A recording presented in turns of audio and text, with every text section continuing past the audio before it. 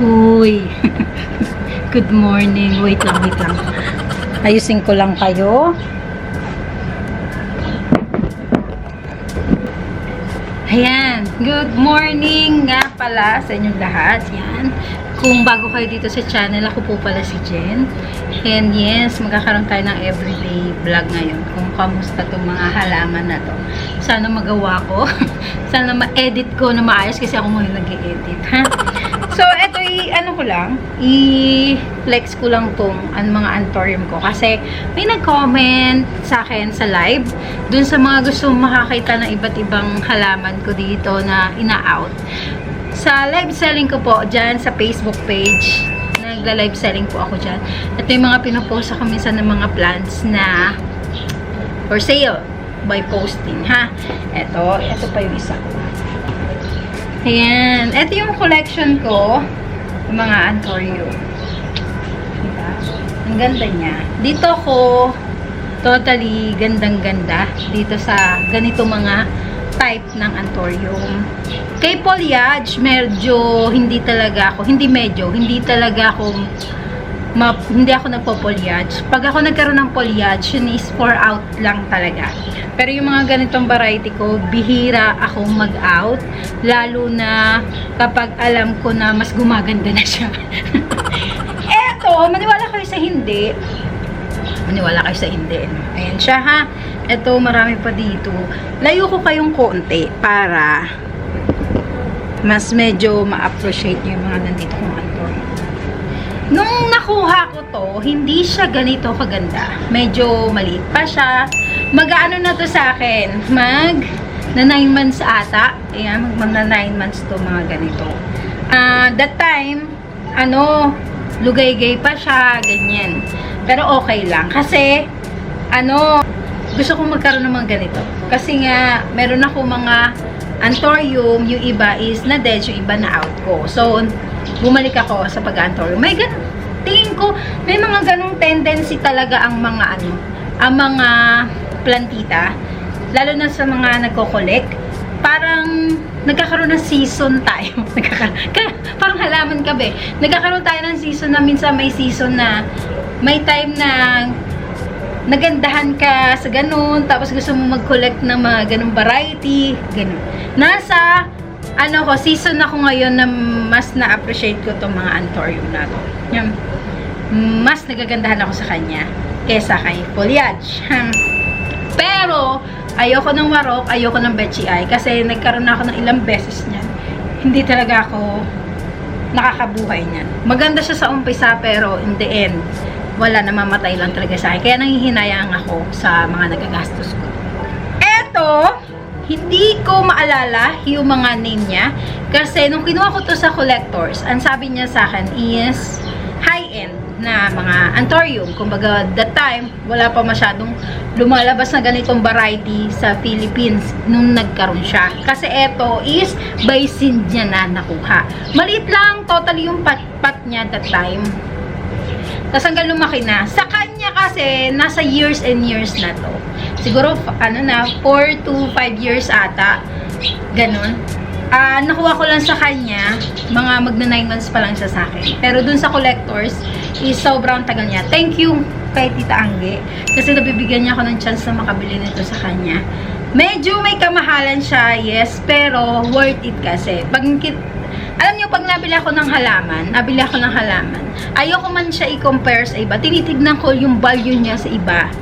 Diba may ganun tayo na hindi ko masabi kung mura na siya sa market, hindi ko rin masabi kung mahal siya sa market.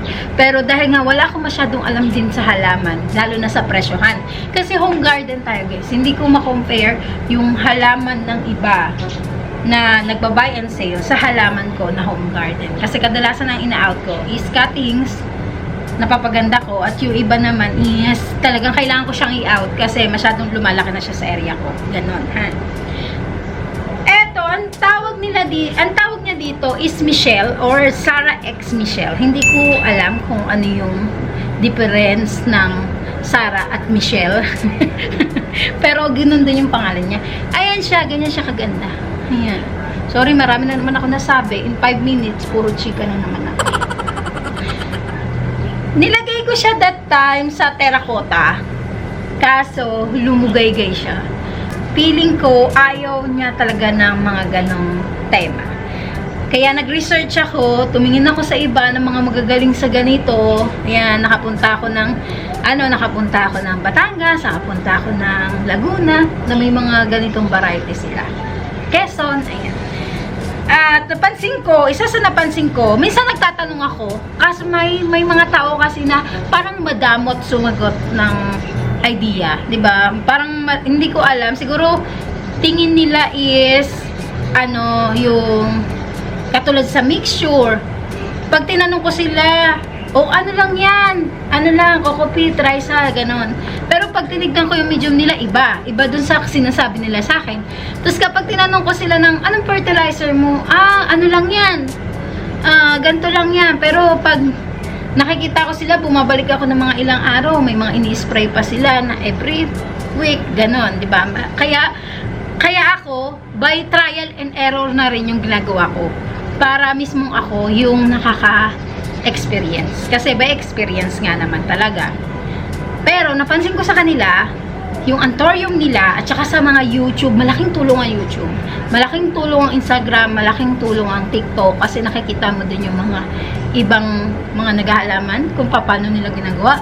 At ang napansin ko is, ang Anthurium is sobrang ganda ng drainage. Kaya, ginawa ko to. Yan. Ako lang nagbutas-butas yan. Pasensya na kayo kung ganyan itsura niya. Pero ayan, ganyan itsura. Binutas-butas ko. Tapos, ininitan ko. Ganyan. Ayan. Ay, yung ginawa ko. Puro butas-butas talaga siya. Pero eto yun si Sarah X Michelle. Ganda niya, no? Tapos, eto guys is si Besay. Yan. Ganito kaganda yung Besay. Pero dun sa ibang Besay na nakikita ko, Anthurium Besay, is sobrang silvery nun. Meron daw kasing dalawang variety si Besay. May dark at saka may silver. So, eto, napansin ko, dahil nga brownish yung kanyang dito, yung ganyan, siguro eto yung si dark. Pero dun nga, sa collectors, basta sinabi niya Besay, as is na yun na Besay. So, ayan, ganyan siya kaganda. Ayan. Tsaka ma-dark siya totally sa totoong buhay. Ganyan na din ginawa ko. Binutas-butas ko. Malaking tulong talaga siya sa draining. At saka napansin ko kay Anthurium, hindi siya masyadong matubig. Ayaw niya ng masyadong tubig. The more na tuyo siya, the more mas okay. Pero kapag alam nyo na repotting siya, mahalata mo naman sa halapan na kung kailangan niya i-repot, is nabagsak yung mga dahon niya. So, ayan yung ginawa ko. Kasi naka-terracotta to. Ayaw niya ng terracotta. Yan din napansin ko. Kaya balik ako dito sa plastic. Tapos, eto naman. Ayan. Eto yung tinatawag nila na Anthurium na ano nga ba to na Besay X Crystallinum, yun yung pagkakaalam ko. Pero sa iba rin yung name nila. So, sa Anthurium, lalo na pag crossbreeding, hindi rin nila ma-determine kung ano yung in-name nila sa halaman. Kasi by crossbreeding, iba yung lumalabas na itsura ng halaman, diba? Alam naman natin, ang equa, ang famous sa mga ganitong Anthurium, meron na din ang Indonesia, famous naman sila by foliage variety. At ang Thailand, alam ko, famous talaga sila sa mga variegated plants, diba? Correct me if I'm wrong, pero yun yung napansin ko as a vlogger na almost 5 years na ako nagbablog regarding sa plants. So, yun yung mga nakikita ko sa mga event na napupuntahan ko. Ayan. So, ganyan lang. Sa may mga ganitong variety ng plants, maganda ang draining ng Anthurium, mas maganda ang labas ng halaman. Ayan, mas unahin natin yung roots niya kesa sa kanyang leaf, kasi kay Anthurium mas ayaw niya rin ng direct sunlight. Napansin ko, ayaw niya ng sobrang init, pero ayaw din niya ng sobrang lamig. So, by ano lang siya, kailangan easy, pero ang dami ko nasabi, wait lang. Yan. Ito kasi si aking dark form na Crystallinum. na sobrang tagal niya. Alam niyo yan. Ito is locally variety. Kaya siguro yung mga ganito ko, yan siya, is gusto ko maging ganito siya kalaki. Gusto kong makita ang itsura niya pag ganyan kalaki. Sorry sa itsura nito. Marami kong terracotta, alam niyo, kasi gusto ko nga mag-terracotta talaga. Pero may halaman na ayaw ng terracotta at meron namang nasasanay. Kasi ito naka-terracotta siya. Ayan.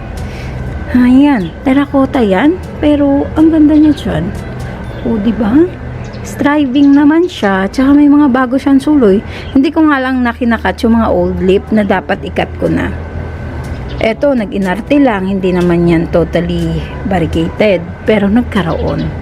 Hindi ko alam kung bakit siya ganyan, pero ayun yung napansin ko, Mas gusto ni Antorium yung tuyo ang kanyang mixture. Kaya itong terracotta na to, minsan hindi ko yan dinidiligan na. Hindi ko na siya dinidiligan yung ganun niya, yung kanyang mixture. Dito ko na lang binabasa. Okay naman siya. Pero eto, nung mga nilagay ko sa terracotta, hindi talaga siya naging okay. Doon ko siya nilagay Kaya, so, tinanggal ko. Gumawa ko ng another pot. Inayos ko yung draining ng pot. Yan, naging okay siya. And then, ayan, yung ating mga tree fern. May mga may-ari na yan. At kailangan na siyang ipaship bago pa lumabas yung kanyang dahon.